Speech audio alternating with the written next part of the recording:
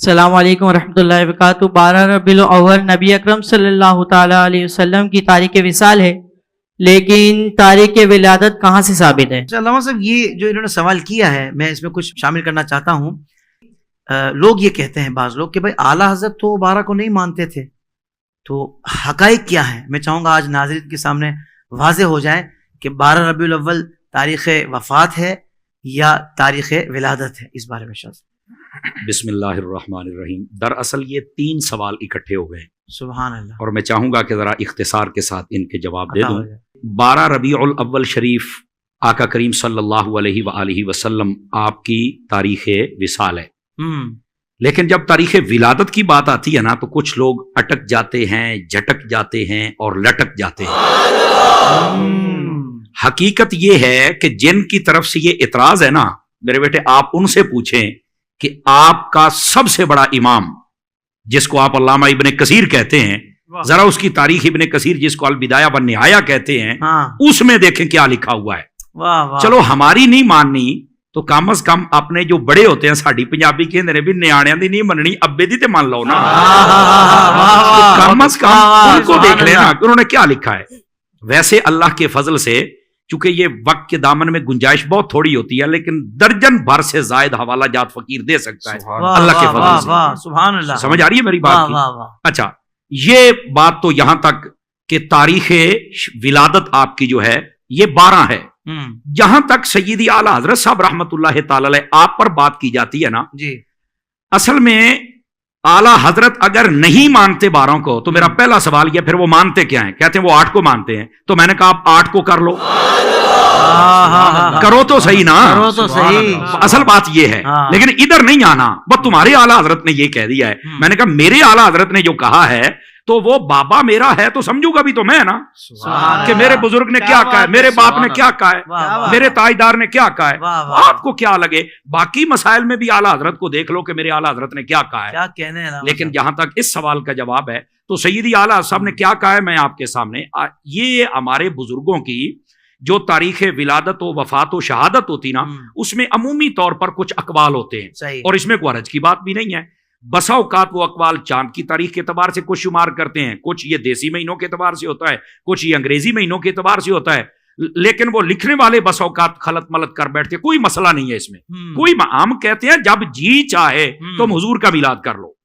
لیکن رہ گئی بات سیدی اعلیٰ حضرت کی، تو اعلیٰ حضرت صاحب رحمت اللہ علیہ نے جو فرمایا، وہ فرماتے ہیں کہ اس سال جو ربیع الاول آیا نا، اس کا جو ذائچہ اور سانچہ میرے سامنے ہے، اس حساب سے جب میں نے دیکھا تو وہ پیچھے چلتے چلتے چلتے چلتے وہ 8 ربیع الاول اس حساب سے بنی ہے۔ جی مطلب یہ اعلیٰ حضرت کا کمال دیکھیں، کیا کمپیوٹرائز آپ کا دماغ ہے، آپ نے فرما دی۔ لیکن جو اگلی بات کہی وہ کوئی نہیں بتائے گا، آپ نے فرمایا لیکن جو مشہور ہے وہ بھی 12 ہے، جو معمول ہے جس پر عمل کیا جاتا ہے وہ بھی 12 ہے، اور جو قول جمہور ہے وہ بھی 12 ہے۔ سبحان اللہ، آپ نے ساری بات ہی باتیں کر دی ہے، 3 باتیں جملے لکھ کے آپ نے سارا مسئلہ ہی حل فرما دیا۔ بذات خود سیدی اعلیٰ حضرت صاحب، آپ کا سارا قبیلہ، آپ کے مریدین و متعلقین، آپ کے گھر پر جو محفل ہوتی ہے وہ بھی 12 کو ہی ہوتی ہے۔ اب یہ جملہ تو تم نے پڑھ لیا، تو ان کے گھر کی محفل کو بھی دیکھو نا۔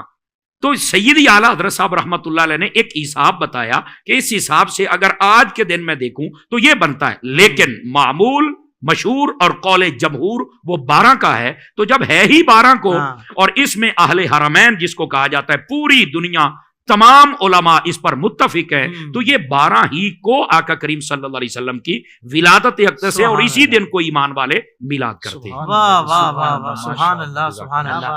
اچھا علامہ صاحب، اس طرح کی بات بھی ذہن میں لوگوں کے آتی ہے کہ جب حضور کے آنے کی خوشی کرتے ہو تو جانے کا غم کیوں نہیں کرتے، اس کا کیا جواب ہے؟ اللہ اکبر، جانے کا غم وہ کرے جس کا نبی مر گیا ہے، ہمارا تو زندہ ہے۔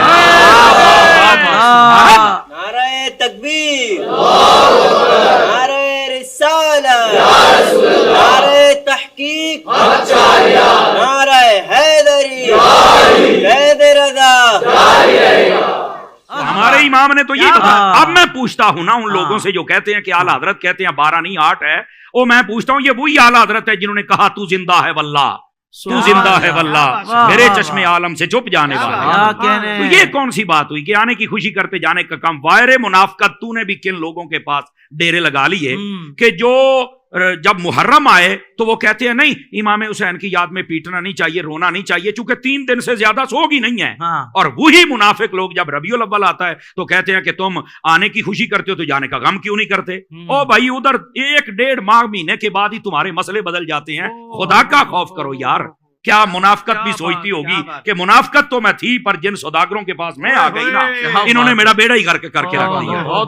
اب یار سوچنے والی بات ہے، 1.5 ماہ پہلے یہ فتویٰ جاری ہو رہا تھا کہ سوگ 3 دن سے زیادہ نہیں، تو اب بھی کہو نا کہ 3 دن سے زیادہ سوگ نہیں، بس آنے کی خوشی کرو، جانے کا غم نہیں کر سکتے۔ اور پھر دوسری بات، میں اگلی بات بھی کر لوں نا ان سے، نبی پاک آئے پہلے ہیں یا گئے پہلے ہیں؟ تو کہا آئے پہلے ہیں، تو میں نے کہا پہلے آنے کی خوشی کرنا پھر جانے والی بات بھی کر لیتے ہیں۔ کیوں حضرت سوچنے والی بات ہے نا، کمال والی بات ہے، ہماری تار چھیڑتے ہو یار۔ اس واسطے یہ بےہودگی پھیلانے کی کیا ضرورت؟ اور تیسری بات سنیے گا، دیکھیے حضرت سیدنا آدم علیہ نبینا علیہ السلام آپ پیدا بھی جمعے والے دن ہوئے اور آپ کا وصال بھی جمعے والے دن ہے، اس کے باوجود اس جمعے کو عید کہا گیا۔ ان الجمعۃ عید للمؤمنین، فرمایا جمعہ مومنوں کے لیے عید ہے۔ تو بھائی اللہ تبارک و تعالیٰ نے اپنے حبیب پاک صلی اللہ علیہ وسلم کو جو دین دیا اس میں یہ مسئلہ ہے، اور حضور نے خود بیان فرمایا، تو کیا نبی پاک علیہ السلام کو نہیں پتا تھا کہ وہی دن اگر تاریخ ولادت ہو، تاریخ وفات ہو، تو آنے کی خوشی کے ساتھ جانے کا غم بھی ہونا چاہیے؟ تو یہ آج تک کے لیے عید کیوں ہے؟ آدم علیہ السلام جس دن آئیں جائیں وہ آج تک عید کا دن رہے، وہاں سوگ کا نام تک نہیں ہے۔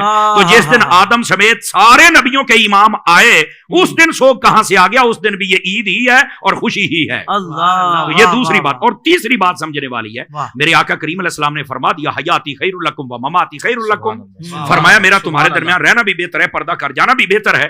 تو پوچھا کہ جب تک آپ ہیں تب تک تو بہتر ہے، قرآن آ رہا ہے، وحی آ رہی ہے، آپ کا چہرہ دیکھا جا رہا ہے، صحابی بن رہے ہیں، برکات ہی برکات ہیں، تو جب آپ پردہ کر جائیں گے تب کیسے بہتر ہے؟ تو فرمایا میں اپنی جب قبر میں جاؤں گا تو وہاں پر تمہارے اعمال مجھ پر پیش کیے جائیں گے، اگر تمہارے اعمال اچھے ہوئے تو اللہ کا شکر ادا کروں گا، اگر تمہارے اعمال میں کچھ کمی کوتاہی و خامی ہوئی تو اللہ سے تمہارے لیے استغفار کروں گا۔ تو میں نے کہا جو نبی قبر میں بھی تمہارے لیے خیر مانگ رہا ہے اس کا میلاد بنتا، پھر ماتم تو نہیں نہ بنتا۔ سمجھ آ رہی ہے جی؟ تو